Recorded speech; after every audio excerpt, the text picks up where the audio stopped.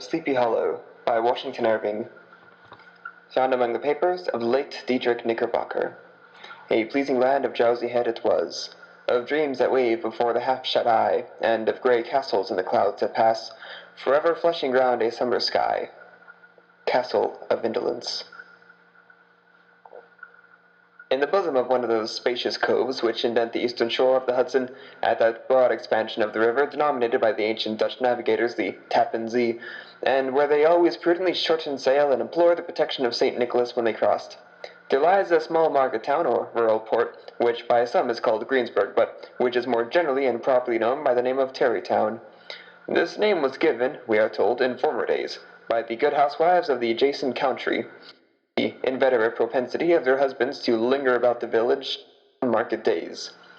Be that as it may, I do not vouch for the fact, but merely advert to it, for the sake of being precise and authentic. Not far from this village, perhaps about 2 miles, there is a little valley, or rather lap of land among high hills, which is one of the quietest places in the whole world. A small brook glides through it, with just murmur enough to lull one to repose, and the occasional whistle of a quail or tapping of a woodpecker is almost the only sound that ever breaks upon the uniform tranquillity. I recollect that, when a stripling, my first exploit in squirrel shooting was in a grove of tall walnut trees that shades one side of the valley. I had wandered into it at noontime when all nature is peculiarly quiet, and was startled by the roar of my own gun as it broke the Sabbath stillness around and was prolonged and reverberated by the angry echoes. If ever I should wish for a retreat whither I might steal from the world and its distractions, and dream quietly away the remnant of a troubled life, I know of none more promising than this little valley.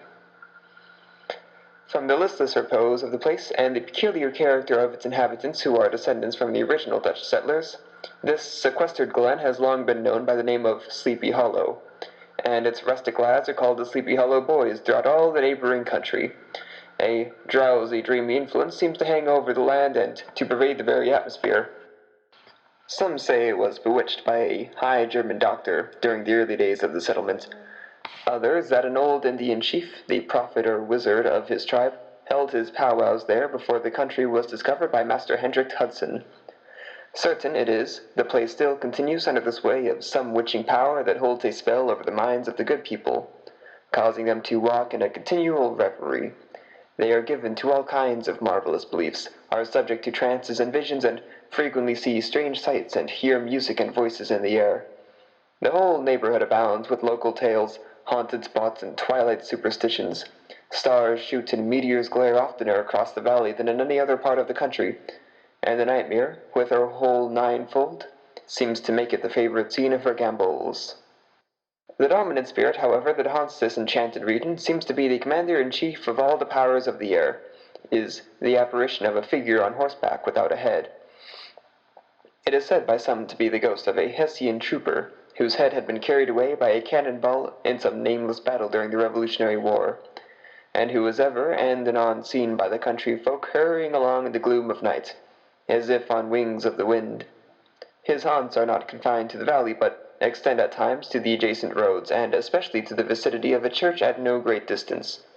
Indeed, certain of the most authentic historians of those parts, who have been careful in collecting and collating the floating facts concerning this spectre, allege that the body of the trooper having been buried in the churchyard, the ghost rides forth to the scene of battle in nightly quest of his head, and that the rushing speed with which he sometimes passes along the hollow, like a midnight blast, is owing to his head being belated, and in a hurry to get back to the churchyard before daybreak.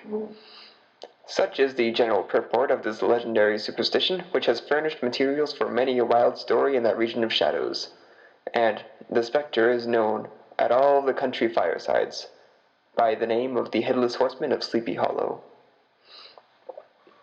It is remarkable that this visionary propensity I have mentioned is not confined to the native inhabitants of the valley, is unconsciously imbibed by everyone who resides there for a time.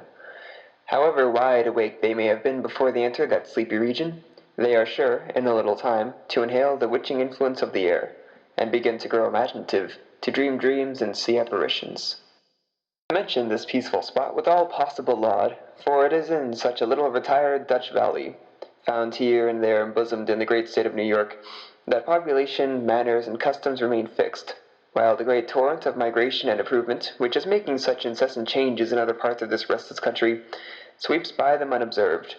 They are like those little nooks of still water, which border a rapid stream, where we may see the straw and bubble riding quietly at anchor, or slowly revolving in their mimic harbor, undisturbed by the rush of the passing current.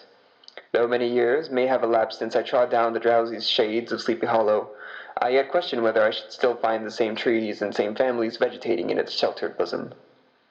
In this by place of nature there abode, in a remote period of American history, that is to say, some 30 years since, a worthy wight of the name of Ichabod Crane, who sojourned, or as he expressed it, tarried, in Sleepy Hollow, for the purpose of instructing the children of the vicinity.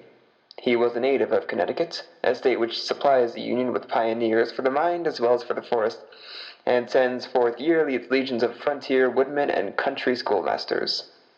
The cognomen of Crane was not inapplicable to his person. He was tall and exceedingly lank, as well as with narrow shoulders, long arms and legs, and hands that dangled a mile out of his sleeves, feet that might have served for shovels, and his whole frame most loosely hung together. His head was small and flat at top, with huge ears, large green glassy eyes, and a long sniped nose, so that it looked like a weathercock perched upon his spindle neck to tell which way the wind blew. To see him striding along the profile of a hill on a windy day, with his clothes bagging and fluttering about him, one might have mistaken him for a genius of famine descending upon the earth, or some scarecrow eloped from a cornfield. His schoolhouse was a low building of one large room, rudely constructed of logs, the windows partly glazed and partly patched with the leaves of old copybooks.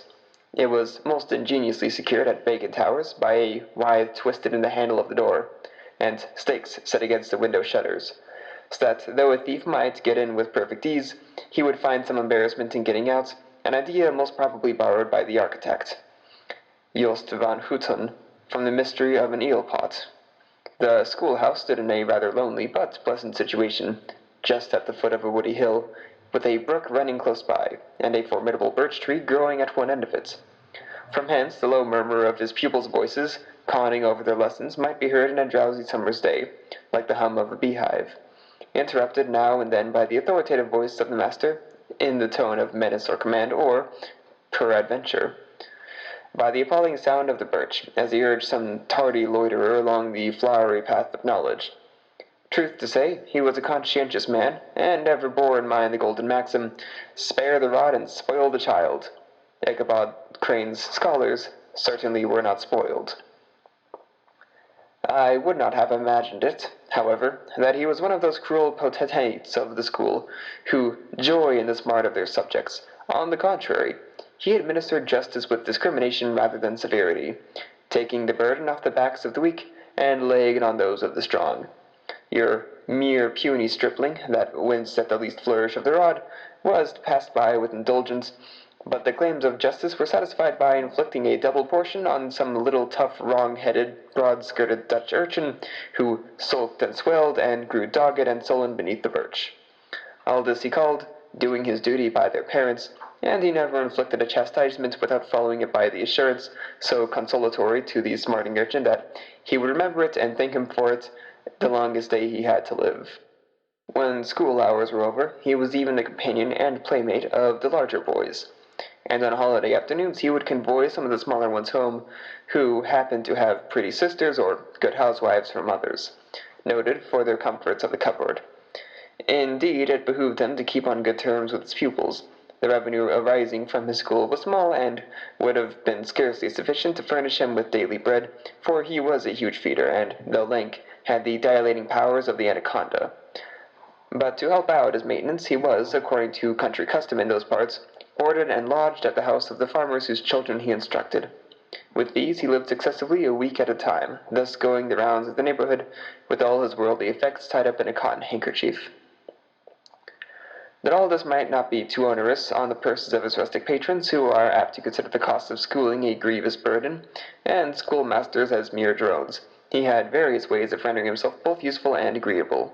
He assisted the farmers occasionally in the lighter labors of their farms, helped to make hay, mended the fences, took the horses to water, drove the cows from pasture, and cut wood for the winter fire. He laid aside, too, all the dominant dignity and absolute sway with which he lorded in his little empire, the school, and became wonderfully gentle and ingratiating. He found favor in the eyes of the mothers by petting the children, particularly the youngest, and like the lion bolt, while so magnanimously the lamb did hold, he would sit with a child on one knee, and rock a cradle with his foot for whole hours together. In addition to his other vocations, he was the singing master of the neighborhood, and picked up many bright shillings by instructing the young folks in psalmody. It was a matter of no little vanity to him on Sundays to take his station in front of the church gallery with a band of chosen singers, where, in his own mind, he completely carried away the palm of the parson. Certainly it is, his voice resounded far above the rest of the congregation, and there are peculiar quavers still to be heard in that church, and which may even be heard half a mile off, quite to the opposite side of the mill pond, on a still Sunday morning, which are said to be legitimately descended from the nose of Ichabod Crane. Thus, by divers little makeshifts, in that ingenious way which is commonly denominated by hook and by crook, the worthy pedagogue got on tolerably enough, and was thought by all who understood nothing of the labor of head work to have a wonderfully easy life of it.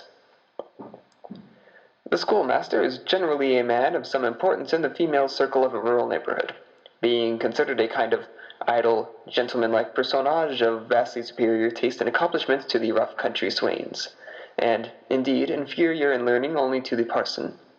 His appearance, therefore, is apt to occasion some little stir at the tea-table of a farmhouse, and the addition of a supernumerary dish of cakes or sweetmeats, or, peradventure, the parade of a silver teapot.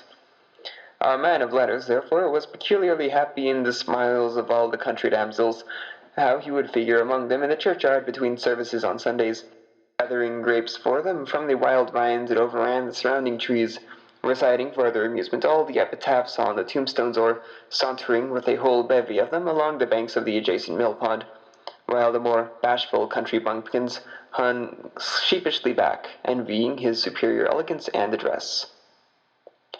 From his half-itinerant life, also, he was a kind of travelling gazette, carrying the whole budget of local gossip from house to house, so that his appearance was always greeted with satisfaction. He was, moreover, esteemed by the women as a man of great erudition, for he had read several books quite through, and was a perfect master of Cotton Mather's History of New England Witchcraft, in which, by the way, he most firmly and potently believed. He was, in fact, an odd mixture of small shrewdness and simple credulity. His appetite for the marvelous and his powers of digesting it were equally extraordinary, and both had been increased by his residence in this spellbound region. No tale was too gross or monstrous for his capacious swallow. It was often his delight, after school was dismissed in the afternoon, to stretch himself on the rich bed of clover bordering the little brook that whimpered by his schoolhouse, and there con over old Mather's direful tales, till the gathering dusk of evening made the printed page a mere mist before his eyes. Then, as he wended his way by swamp and stream and awful woodland to the farmhouse where he happened to be quartered, every sound of nature at that witching hour fluttered his excited imagination. The moan of the whippoorwill from the hillside, the boding cry of the tree-toad, that harbinger of the storm, the dreary hooting of the screech owl, or the sudden rustling of the thicket of birds frightened from their roost. The fireflies, too, which sparkled most vividly in the darkest places, now and then startled him, as one of uncommon brightness would stream across his path, and, if by chance, a huge blockhead of a beetle came winging his blundering flight against him. The poor varlet was ready to give up the ghost, with the idea that he was struck by a witch's token. His only resource on such occasions, either to drown thought or drive away evil spirits, was to sing psalm tunes until the good people of Sleepy Hollow, as they sat by their doors at evening, often filled with awe at hearing his nasal melody, in linked sweetness long drawn out, floating from the distant hill or along the dusky road. Another of his sources of fearful pleasure was to pass long winter evenings with the old Dutch wives, as they sat spinning by the fire, with a row of apples roasting and sputtering along the hearth, and listened to their marvelous tales of ghosts and goblins and haunted fields and haunted brooks and haunted bridges and haunted houses, and, particularly, of the headless horseman, or galloping Hessian of the Hollow, as they sometimes called him. He would delight them equally by his anecdotes of witchcraft, and of the direful omens and portentous sights and sounds in the air, which prevailed in the earlier times of Connecticut, and would frighten them willfully with speculations upon comets and shooting stars, and with the alarming fact that the world did not absolutely turn around, and that they were half the times topsy-turvy. But if there was a pleasure in all this, while snugly cuddling in the chimney corner of a chamber that was all full of ruddy glow from the crackling wood fire, and where, of course, no spectre dared show its face, it was dearly purchased by the terrors of the subsequent walk homewards. What fearful shapes and shadows beset his path amidst the dim and ghastly glare of snowy night! With what a wistful look did he eye every trembling ray of light streaming across the waste field from some distant window! How often he was appalled by some shrub covered with snow, which, like a sheeted spectre, beset his very path! How often did he shrink with curdling awe at the sound of his own steps on the frosty crust beneath his feet, and dread to look over his shoulder, lest he should behold some uncouth being tramping close to him, and how often was he thrown into complete dismay by some rushing blast howling amidst the trees, in the idea that it was the galloping Hessian on one of his nightly scourings. All these, however, were mere terrors of the night, phantoms of the mind that walk in darkness, and though he had seen many spectres in his time, and been more than once beset by Satan in divers shapes in his lonely perambulations, and he would have passed a pleasant life of it, in despite of the devil and all his works, if his path had not been crossed by a being that causes more perplexity to mortal man than ghosts, goblins, and the whole race of witches put together, and that was a woman. Among the musical disciples who assembled, one evening in each week, to receive instructions in psalmody was Katrina von Tassel, the daughter and only child of a substantial Dutch farmer. She was a blooming lass of fresh 18, plump as a partridge, ripe and melting and rosy-cheeked as one of her father's peaches, and universally famed not merely for her beauty, but her vast expectations. She was withal a little of a coquette, as might be perceived even in her dress, which was a mixture of ancient and modern fashions, as most suited to set off her charms.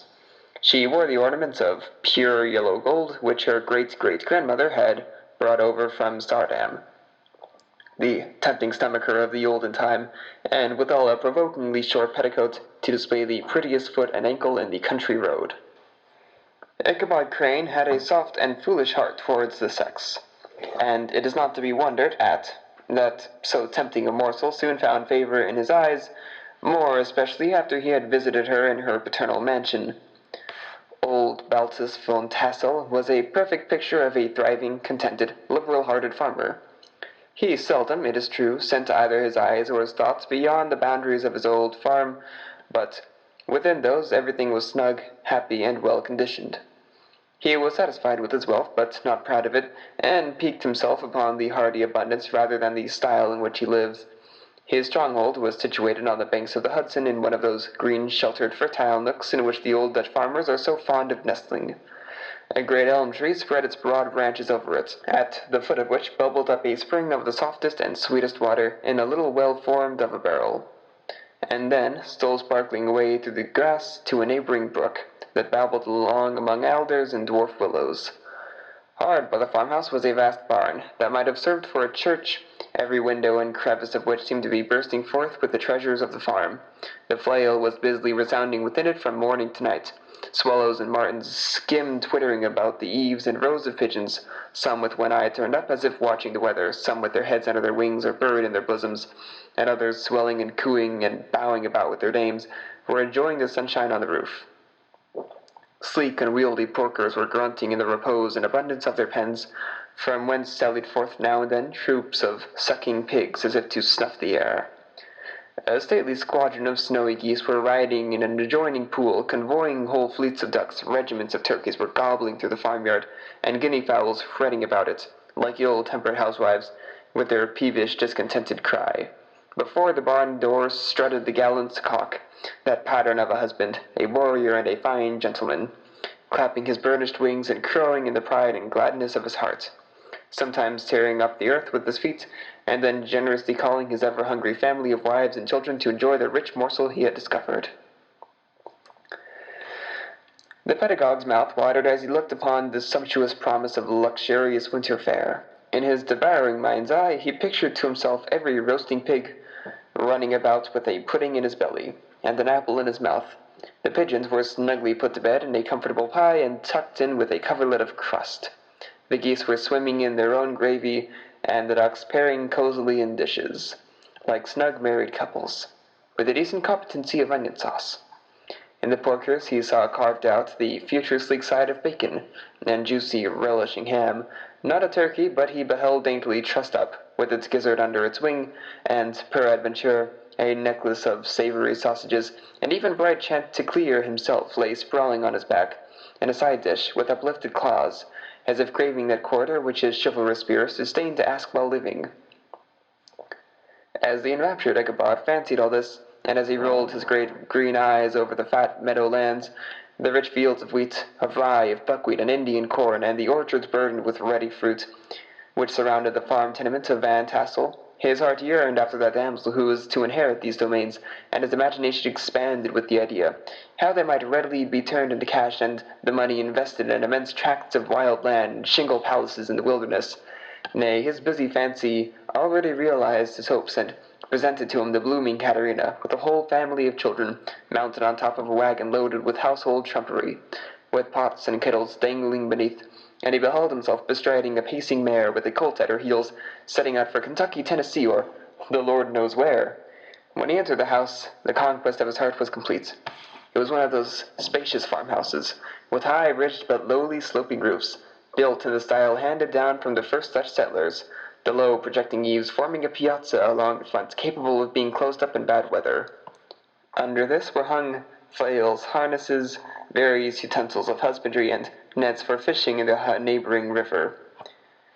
Benches were built along the sides for summer use, and a great spinning wheel at one end, and a churn at the other, showed the various uses to which this important perch might be devoted.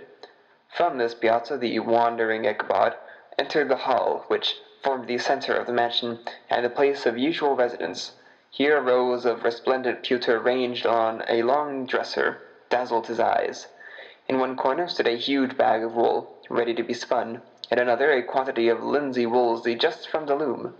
Ears of Indian corn and strings of dried apples and peaches hung in gay festoons along the walls, mingled with the god of red peppers, and a door left ajar gave him a peep into the best parlor, where the claw-footed chairs and dark mahogany tables shone like mirrors.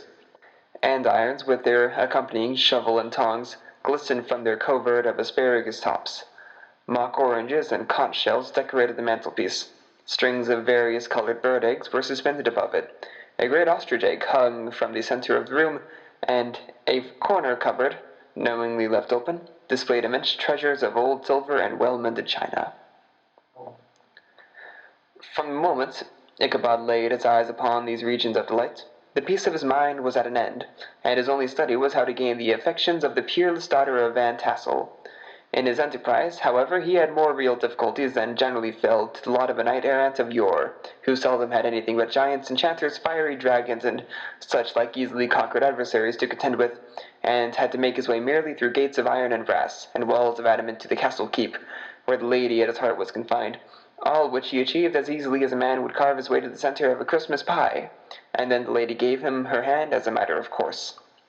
Ichabod, on the contrary, had to win his way to the heart of a country coquette, beset with a labyrinth of whims and caprices, which were forever presenting new difficulties and impediments, and he had to encounter a host of fearful adversaries of real flesh and blood, the numerous rustic admirers, who beset every portal to her heart, keeping a watchful and angry eye upon each other, but ready to fly out in the common cause against any new competitor.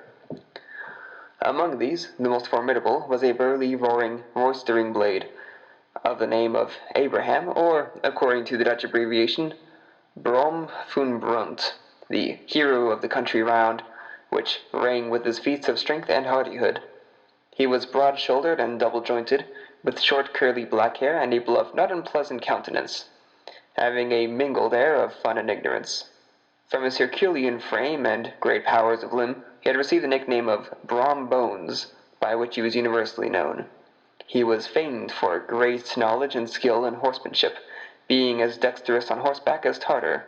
He was foremost at all races and cockfights, and, with the ascendancy which bodily strength always acquires in rustic life, the umpire in all disputes, setting his hat on one side and giving his decisions with an air and tone that admitted of no gainsay or appeal. He was always ready for either a fight or a frolic, but had more mischief than ill will in his composition, and, with all his overbearing roughness, there was a strong dash of waggish good humour at bottom. He had 3 or 4 boon companions who regarded him as their model, and at the head of whom he scoured the country, attending every scene of feud or merriment for miles round. In cold weather he was distinguished by a fur cap, surmounted with a flaunting fox-tail, and when the folks at a country gathering descried this well-known crest at a distance, whisking about among a squad of hard riders, they always stood by for a squall. Sometimes his crew would be hard dashing along the farmhouses at midnight, with a whoop and a halloo like a troop of dawn Cossacks, and the old dames, startled out of their sleep, would listen for a moment till the scurry-hurry had clattered by, and then exclaim, "Aye, there goes Brom Bones and his gang." The neighbours looked upon him with a mixture of awe, admiration, and goodwill, and when any madcap prank or rustic brawl occurred in the vicinity, always shook their heads and warranted that Brom Bones was at the bottom of it. This rantable hero had for some time singled out the blooming Katrina for the object of his uncouth gallantries, and though his amorous doings were sometimes like the gentle caresses and endearments of a bear, yet it was whispered that she did not altogether discourage his hopes. Certain it is, his advances were signals for rival candidates to retire, who felt no inclination to cross a line in his amours, insomuch that when his horse was seen tied to Van Tassel's paling on a Sunday night, a sure sign that his master was courting, or as it is termed, sparking, within, all the other suitors passed by in despair, and carried the war into other quarters. Such was the formidable rival with whom Ichabod Crane had to contend, and, considering all things, a stouter man than he would have shrunk from the competition, and a wiser man would have despaired. He had, however, a happy mixture of pliability and perseverance in his nature. He was, in form and spirit, like a supple jack, yielding but tough. Though he bent, he never broke, and though he bowed beneath the slightest pressure, yet, the moment it was away, jerk! He was erect, and carried his head as high as ever. To have taken the field openly against his rival would have been madness, for he was not a man to be thwarted in his amours any more than that stormy lover Achilles. Ichabod, therefore, made his advances in a quiet and gently insinuating manner. Under cover of his character of singing master, he made frequent visits at the farmhouse, not that he had anything to apprehend from the meddlesome interference of his parents, which is so often a stumbling block in the path of lovers. Balt Van Tassel was an easy, indulgent soul. He loved his daughter better even than his pipe, and, like a reasonable man and excellent father, let her have her way in everything. His notable little wife, too, had enough to do to attend her housekeeping and manage her poultry, for, as she sagely observed, ducks and geese are foolish things, and must be looked after, but girls can take care of themselves. Thus, while the busy Dom bustled about the house, or plied her spinning wheel at one end of the piazza, honest Balt would sit smoking his evening pipe at the other, watching the achievements of a little wooden warrior who, armed with a sword in each hand, was most valiantly fighting the wind on the pinnacle of the barn. In the meantime, Ichabod would carry on his suit with the daughter by the side of the spring under the great elm, or sauntering along in the twilight, that hour so favorable to the lover's eloquence. I profess not to know how women's hearts are wooed and won. To me they have always been matters of riddle and admiration. Some seem to have but one vulnerable point or door of access, while others have 1,000 avenues and may be captured in 1,000 different ways. It is a great triumph of skill to gain the former, but a still greater proof of generalship to maintain possession of the latter, for man must battle for his fortress at every door and window. He who wins 1,000 common hearts is therefore entitled to some renown, but he who keeps undisputed sway over the heart of a coquette is indeed a hero. Certain it is that this was not the case with the redoubtable Brom Bones, and from the moment Ichabod Crane made his advances, the interest of the former evidently declined. His horse was no longer seen tied to the palings on Sunday nights, and a deadly feud gradually arose between him and the preceptor of Sleepy Hollow. Brom, who had a degree of rough chivalry in his nature, would fain have carried matters to open warfare and settled their pretensions to the lady, according to the mode of those most concise and simple reasoners, the knights errant of yore, by single combats. But Ichabod was too conscious of the superior might of his adversary to enter the lists against him. He had overheard a boast of Bones that he would double the schoolmaster up and lay him on a shelf of his own schoolhouse, and he was too wary to give him an opportunity. There was something extremely provoking in the obstinately pacific system. It left Brom no alternative but to draw upon the funds of rustic waggery in his disposition, and to play off boorish practical jokes upon his rival. Ichabod became the object of whimsical persecution to Bones and his gang of Rough Riders. They harried his hitherto peaceful domains, smoked out his singing school by stopping up the chimney, broke into the schoolhouse at night in spite of its formidable fastenings of withen window sticks, and turned everything topsy-turvy, so that the poor schoolmaster began to think all the witches in the country held their meetings there. What was still more annoying, Brom took all opportunities of turning him into ridicule in presence of his mistress, and had a scoundrel dog with whom he taught to whine in the most ludicrous manner, and introduced as a rival of Ichabod's to instruct her in psalmody. In this way matters went on for some time, without producing any material effect on the relative situations of the contending powers. On a fine autumnal afternoon, Ichabod, in pensive mood, sat enthroned on the lofty stool from whence he usually watched all the concerns of his little literary realm.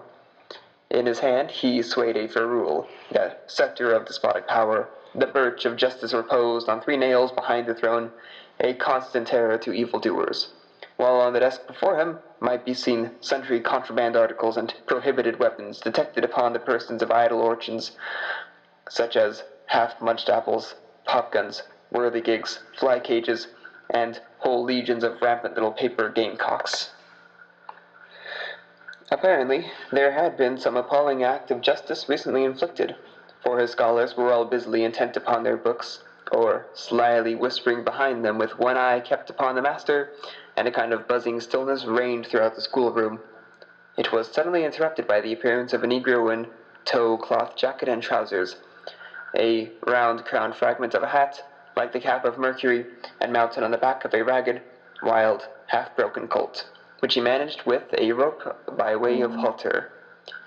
He came clattering up to the school with an invitation to Ichabod to attend a merry-making or a quilting frolic, to be held that evening at Mynheer Van Tessel's, and having delivered his message with that air of importance, and effort at fine language, which a negro is apt to display on a petty embassies of the kind, he dashed over the brook and was seen scampering away up the hollow, full of the importance and hurry of his mission.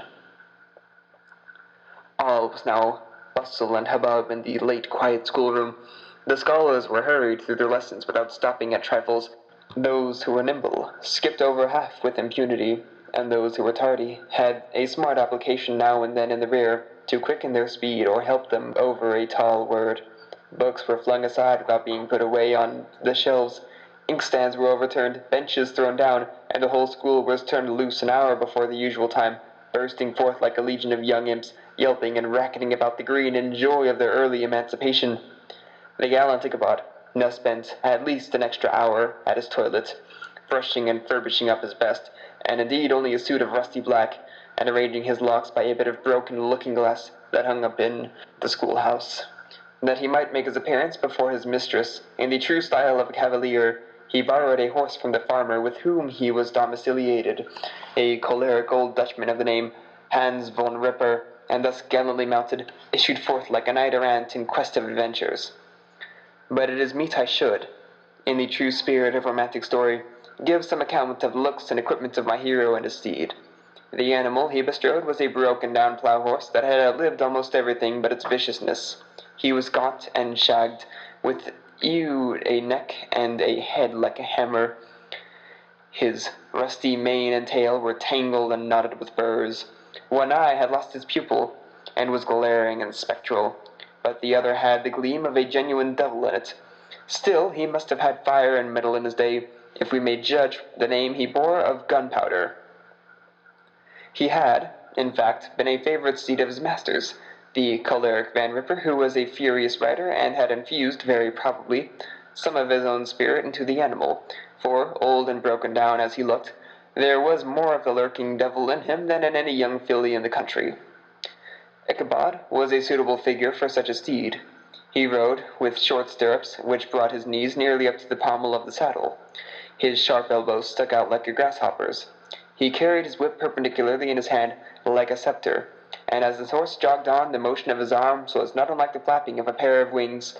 A small wool hat rested on the top of his nose, for so his scanty strip of forehead might be called, and the skirts of his black coat fluttered out almost to the horse's tail.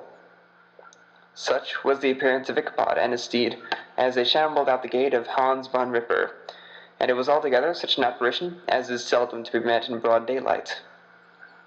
It was, as I have said, a fine autumnal day. The sky was clear and serene, and nature wore that rich and golden livery which we always associate with the idea of abundance. The forests had put on their sober brown and yellow, while some trees of the tenderer kind had been nipped by the frost into brilliant dyes of orange, purple, and scarlet. Streaming files of wild ducks began to make their appearance high in the air. The bark of the squirrel might be heard from the groves of beech and hickory nuts, and the pensive whistle of the quail at intervals from the neighboring stubble field. The small birds were taking their farewell banquets. In the fullness of the revelry they fluttered, chirping and frolicking from bush to bush and tree to tree, capricious from the very profusion and variety around them. There was the honest cock-robin, the favourite game of stripling sportsmen, with its loud querulous notes, and the twittering blackbirds flying in sable clouds, and the golden-winged woodpecker with his crimson crest, his broad black gorget, and splendid plumage, and the cedar-bird with its red-tipped wings and yellow-tipped tail, and his little Montero cap of feathers, the blue-jay, that noisy coxcomb, in his gay light blue coat and white underclothes, screaming and chattering, nodding and bobbing and bowing, and pretending to be on good terms with every songster of the grove. As Ichabod jogged slowly on his way, his eye ever open to every symptom of culinary abundance, ranged with delight over the treasures of jolly autumn. On all sides he beheld a vast store of apples, some hanging in oppressive opulence on trees, some gathered into baskets and barrels for the market, others heaped up in rich piles for the cider press. Farther on he beheld great fields of Indian corn, with its golden ears peeping from their leafy coverts, and holding out the promise of cake and hasty pudding, and the yellow pumpkins lying beneath them, turning up their fair round bellies to the sun, and giving ample prospect of the most luxurious of pies. And anon he passed the fragrant buckwheat fields, breathing the odor of the beehive, and, as he beheld them, soft anticipation stole over his mind of dainty slapjacks, well buttered and garnished with honey or treacle, by the delicate little dimpled hand of Katrina Von Tassel. Thus feeding his mind with many sweet thoughts and sugared suppositions, he journeyed along the sides of a range of hills which look out upon some of the godliest scenes of the mighty Hudson. The sun gradually wheeled his broad disk down in the west. The wide bosom of the Tappan Zee lay motionless and glassy, excepting that here and there a gentle undulation waved and prolonged the blue shadow of the distant mountain. A few amber clouds floated in the sky, without a breath of air to move them. The horizon was a fine golden tint, changing gradually into a pure apple green, and from that into the deep blue of the mid-heaven.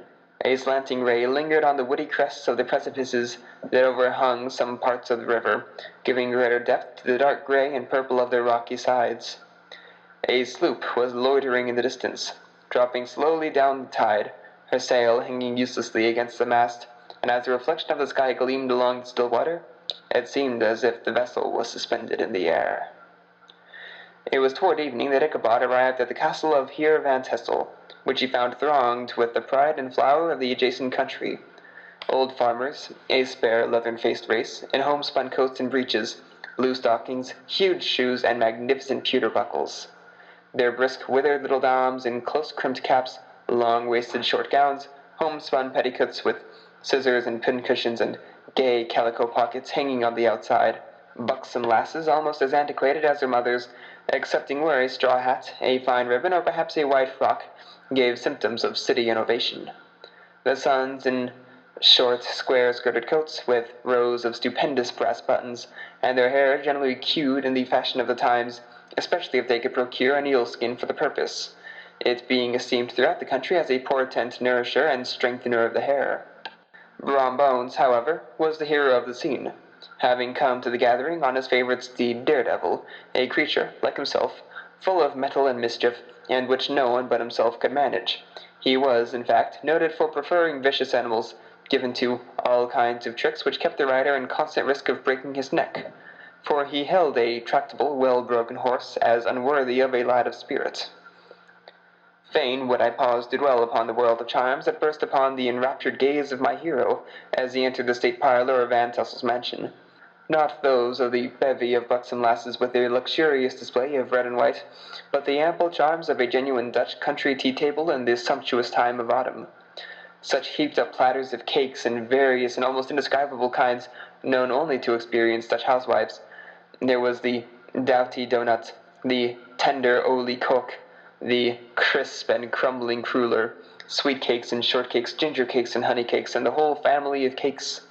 And then there were apple pies and peach pies and pumpkin pies, besides slices of ham and smoked beef, and moreover delectable dishes of preserved plums and peaches and pears and quinces, not to mention broiled shad and roasted chickens, together with bowls of milk and cream, all mingled higgledy-piggledy pretty much as I have enumerated them, with the motherly teapot sending up its clouds of vapor in the midst. Heaven bless the mark! I want breath and time to discuss this banquet as it deserves, but I am too eager to get on with my story. Happily, Ichabod Crane was not in so great a hurry as his historian, but did ample justice to every dainty.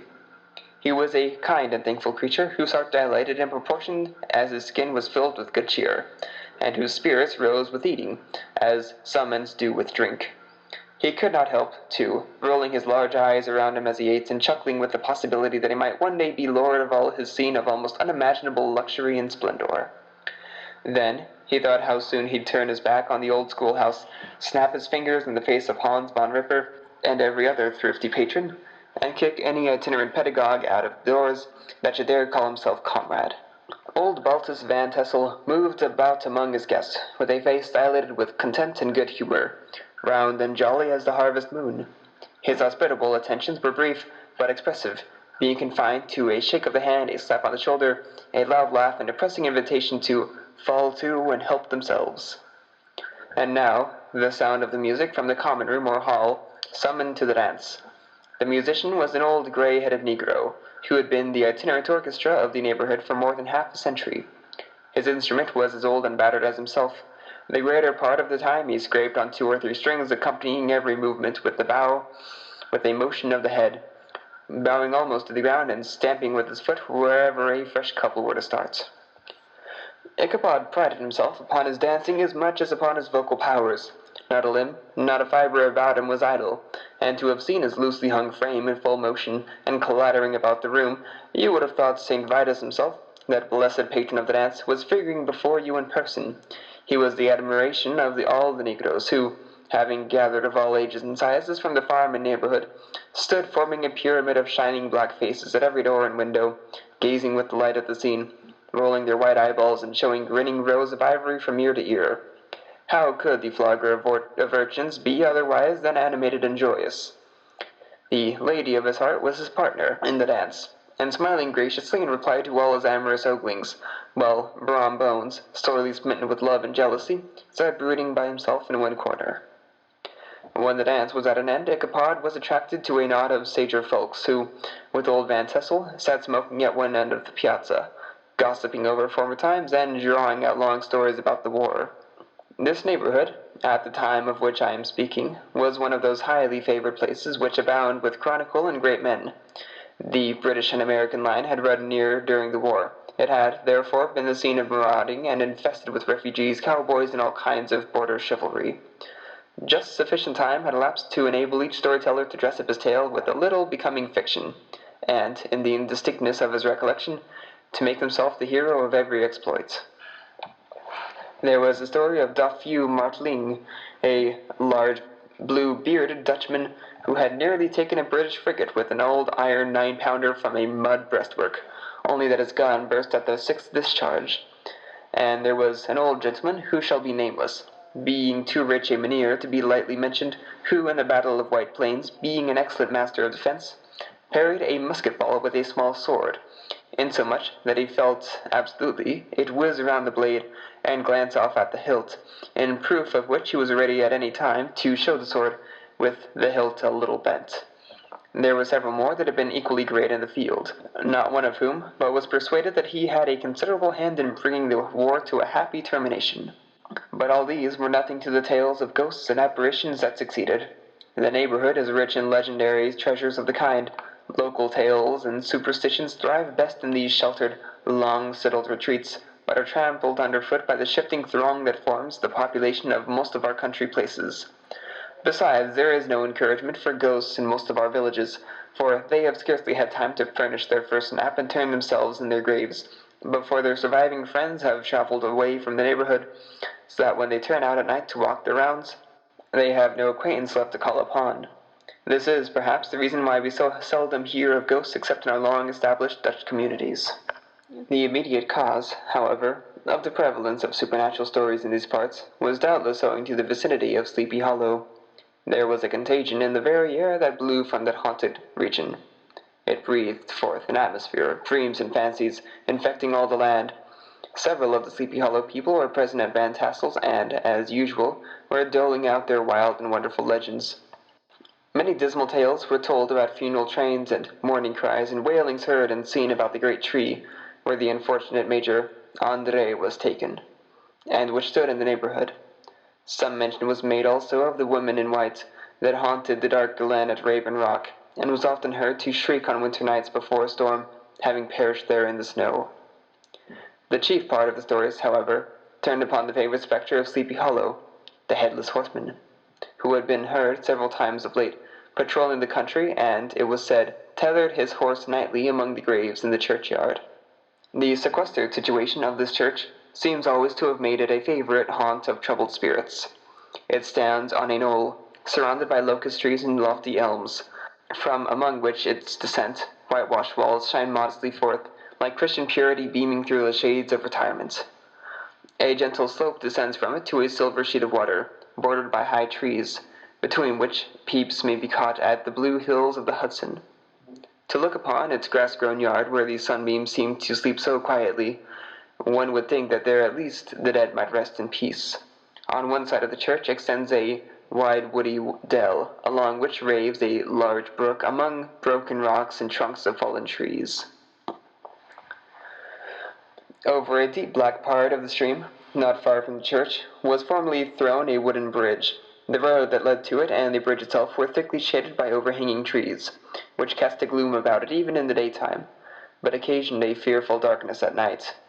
Such was one of the favourite haunts of the Headless Horseman, and the place where he was most frequently encountered. The tale was told of old Brouwer, a most heretical disbeliever in ghosts, how he met the horseman returning from his foray into Sleepy Hollow, and was obliged to get up behind him, how they galloped over bush and brake, over hill and swamp, until they reached the bridge, when the horseman suddenly turned into a skeleton, threw old Brouwer into the brook, and sprang away over the tree-tops with a clap of thunder. The story was immediately matched by a thrice marvellous tale of Brom Bones, who made light of the galloping Hessian as an arrant jockey. He affirmed that on returning one night from the neighbouring village of Sing Sing, he had been overtaken by this midnight trooper, that he had offered to race with them for a bowl of punch, and should have won it too, for Daredevil beat the goblin horse all hollow, but just as he came to the church bridge, the Hessian bolted and vanished in a flash of fire.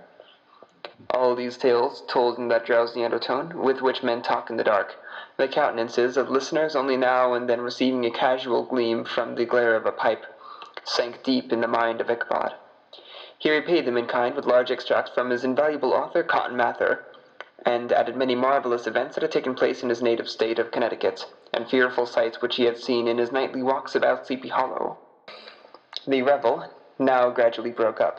The old farmers gathered together their families in their wagons, and were heard for some time rattling along the hollow roads and over distant hills, some of the damsels mounted on pillions behind their favourite swains, and their light-hearted laughter, mingling with the clatter of hoofs, echoed along the silent woodlands, sounding fainter and fainter until they gradually died away, and the late scene of noise and frolic was all silent and deserted. Ichabod only lingered behind, according to the custom of country lovers, to have a tete-a-tete with the heiress, fully convinced that he was now on the high road to success. What passed at this interview I will not pretend to say, for in fact I do not know. Something, however, I fear me, must have gone wrong, for he certainly sallied forth, after no very great interval, with an air quite desolate and chapfallen. Oh, these women, these women! Could the girl have been playing off any of her coquettish tricks? Was her encouragement of the poor pedagogue all a mere sham to secure her conquest of his rival? Heaven only knows, not I. Let it suffice to say Ichabod stole forth with the air of one who has been sucking a hen roost, rather than a fair lady's heart. Without looking to the right or left to notice the scene of rural wealth on which he had so often gloated, he went straight to the stable, and with several hearty cuffs and kicks, roused his steed most uncourteously from the comfortable quarters in which he was soundly sleeping, dreaming of mountains of corn and oats, and whole valleys of timothy and clover. It was the very witching time of night that Ichabod, heavy-hearted and crestfallen, pursued his travels homewards, along the sides of the lofty hills which rise above Tarrytown, and which he had traversed so cheerily in the afternoon. The hour was as dismal as himself. Far below him the Tappan Zee spread its dusky and indistinct waste of waters, with here and there the tall mast of a sloop riding quietly at anchor under the land. In the dead hush of midnight he could even hear the barking of the watchdog from the opposite shore of the Hudson, but it was so vague and faint as only to give an idea of his distance from this faithful companion of man. Now and then, too, the long-drawn crowing of a cock accidentally awakened would sound, far, far off, from some farmhouse away among the hills, but it was like a dreaming sound in his ear. No signs of life occurred near him, but occasionally the melancholy chirp of a cricket, or perhaps the guttural twang of a bullfrog from a neighboring marsh, as if sleeping uncomfortably and turning suddenly in his bed. All the stories of ghosts and goblins that he had heard in the afternoon now came crowding upon his recollection. The night grew darker and darker. The stars seemed to sink deeper in the sky, and driving clouds occasionally hid them from his sight. He had never felt so lonely and dismal. He was, moreover, approaching the very place where many of the scenes of the ghost stories had been laid. In the center of the road stood an enormous tulip tree, which towered like a giant above all the other trees of the neighborhood, and formed a kind of landmark. Its limbs were gnarled and fantastic, large enough to form trunks for ordinary trees, twisting down almost to the earth and rising again into the air. It was connected with the tragical story of the unfortunate André, who had been taken prisoner hard by, and was universally known by the name of Major André's tree. The common people regarded it with a mixture of respect and superstition, partly out of sympathy for the fate of its ill-starred namesake, and partly from the tales of strange sights and doleful lamentations told concerning it. As Ichabod approached this fearful tree, he began to whistle. He thought his whistle was answered. It was but a blast, sweeping sharply through the dry branches. As he approached a little nearer, he thought he saw something white, hanging in the midst of the tree. He paused and ceased whistling, but, on looking more narrowly, perceived that it was a place where the tree had been scathed by lightning, and the white wood laid bare. Suddenly he heard a groan, his teeth chattered, and his knees smote against the saddle. It was but the rubbing of one huge bough upon another, as they were swayed about by the breeze. He passed the tree in safety, but new perils lay before him. About 200 yards from the tree, a small brook crossed the road, and ran into a marshy and thickly wooded glen, known by the name of Wiley's Swamp. A few rough logs, laid side by side, served for a bridge over this stream. On that side of the road where the brook entered the stream, a group of oaks and chestnuts, matted thick with wild grapevines, threw a cavernous gloom over it. To pass this bridge was the severest trial. It was at this identical spot that the unfortunate André was captured, and under the covert of those chestnuts and vines were the sturdy yeomen concealed who surprised him. This has ever since been considered a haunted stream, and fearful are the feelings of the schoolboy who has to pass it alone after dark. As he approached the stream, his heart began to thump. He summoned up, however, all his resolution, gave his horse half a score of kicks in the ribs, and attempted to dash briskly across the bridge.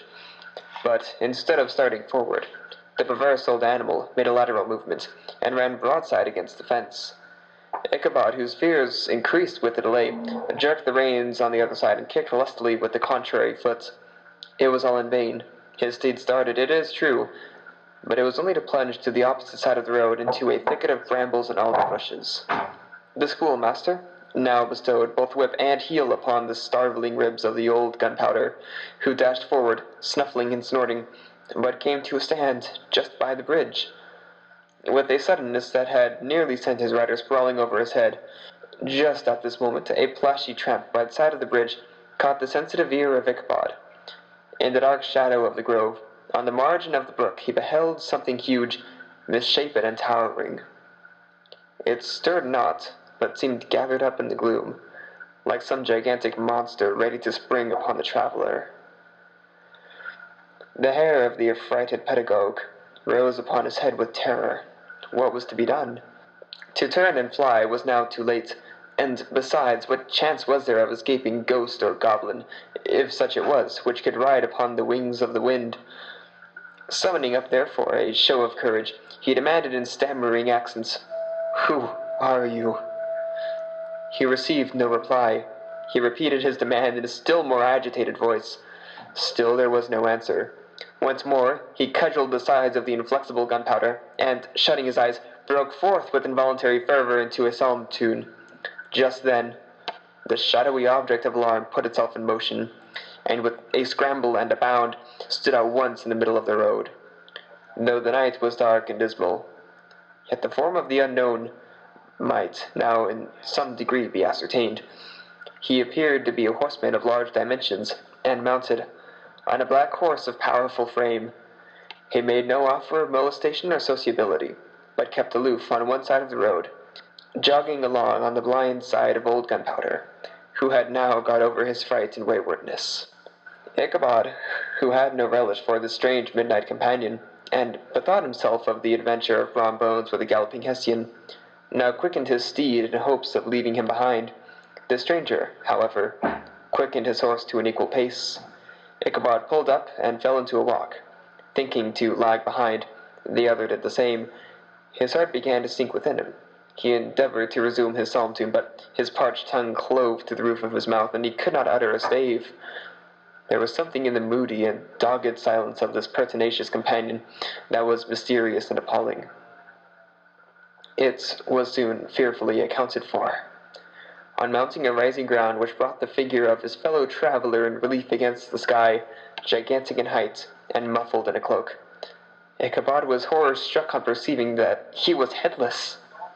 But his horror was still more increased when, on observing that the sky, which should have rested on his shoulders, was carried before him on the pommel of his saddle, his terror rose to desperation. He rained a shower of kicks and blows upon Gunpowder, hoping by a sudden movement to give his companion the slip, but the spectre started full jump with him. Away, then, they dashed through the thick and thin, stones flying and sparks flashing at every bound. Ichabod's flimsy garments fluttered in the air as he stretched his long, lanky body away over his horse's head in the eagerness of his flight. They had now reached the end of the road, which turns off to Sleepy Hollow, when Gunpowder, who seemed possessed with a demon, instead of keeping up it, made an opposite turn and plunged headlong downhill to the left. This road leads through a sandy hollow shaded by trees for about a quarter of a mile, where it crosses the bridge famous in goblin story, and just beyond swells the green knoll on which stands the whitewashed church. As yet the panic of the steed had given his unskilful rider an apparent advantage in the chase, but just as he had got halfway through the hollow, the girths of the saddle gave way, and he felt it slipping from under him. He seized it by the pommel and endeavoured to hold it firm, but in vain, and had just time enough to save himself by clasping old Gunpowder round the neck, when the saddle fell to the earth, and heard it trampled underfoot by his pursuer. For a moment the terror was Hans von Ripper's wrath passed across his mind, for it was his Sunday saddle.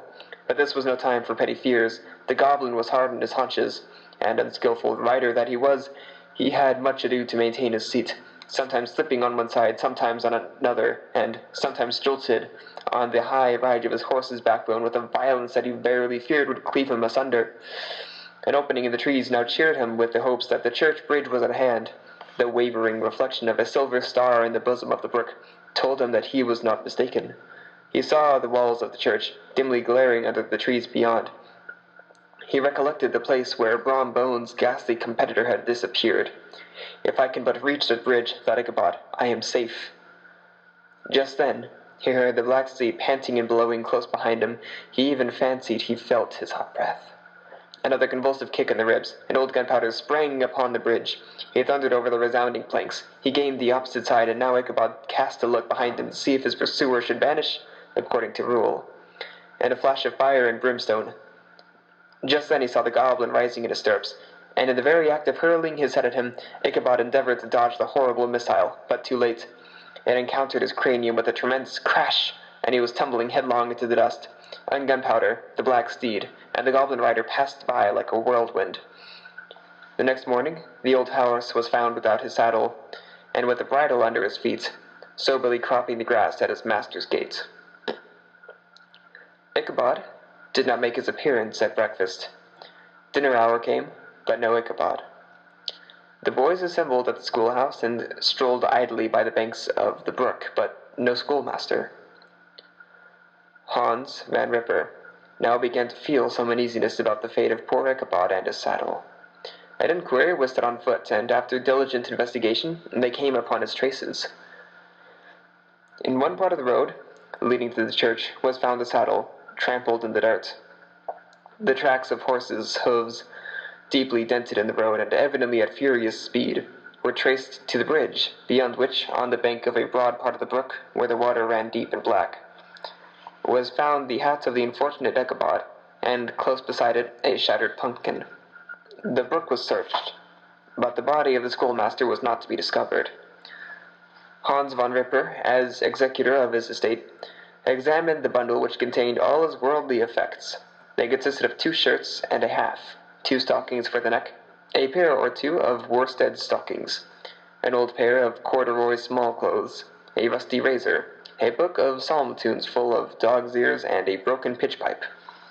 As to the books and furniture of the schoolhouse, they belonged to the community, excepting Cotton Mather's History of Witchcraft, a New England Almanac, and a book of dreams and fortune-telling, in which the last was a sheet of foolscap, much scribbled and blotted in several fruitless attempts to make a copy of verses in honor of the heiress of Van Tassel. These magic books and the poetic scrawl were forthwith consigned to the flames by Hans Van Ripper, who, from that time forward, determined to send his children no more to school, observing that he never knew any good to come of this same reading and writing. Whatever money the schoolmaster possessed, and he had received his quarter's pay but a day or 2 before, he must have had about his person at the time of his disappearance. The mysterious event caused much speculation at the church on the following Sunday. Knots of gazers and gossips were collected in the churchyard, at the bridge, and at the spot where the hat and pumpkin had been found. The stories of old Brewer of Bones, and a whole budget of others, were called to mind, and when they had diligently considered them all, and compared them with the symptoms of the present case, they shook their heads, and came to the conclusion that Ichabod had been carried off by the galloping Hessian. As he was a bachelor, and in nobody's debt, nobody troubled his head any more about him. The school was removed to a different quarter of the hollow, and another pedagogue reigned in his stead. It is true, an old farmer, who had been down to New York on a visit several years after, and from whom this account of the ghastly adventure was received, brought home the intelligence that Ichabod Crane was still alive, that he had left the neighborhood partly through fear of the goblin and Hans Van Ripper, and partly in modification after having been suddenly dismissed by the heiress, and that he had changed his quarters to a distant part of the country, had kept school and studied law at the same time, had been admitted to the bar, turned politician, electioneered, written for the newspapers, and finally been made a justice for the 10-pound court. Brom Bones, too, who, shortly after his rival's disappearance, conducted the blooming Katrina in triumph to the altar, was observed to look exceedingly knowing whenever the story of Ichabod was related, and always burst into a hearty laugh at the mention of the pumpkin, which led some to suspect he knew more about the matter than he chose to tell.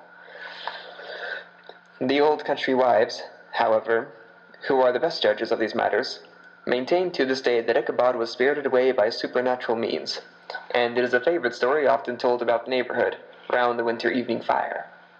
The bridge became more than ever an object of superstitious awe, and that may be the reason why the road has been altered of late years, so as to approach the church by the border of the mill pond.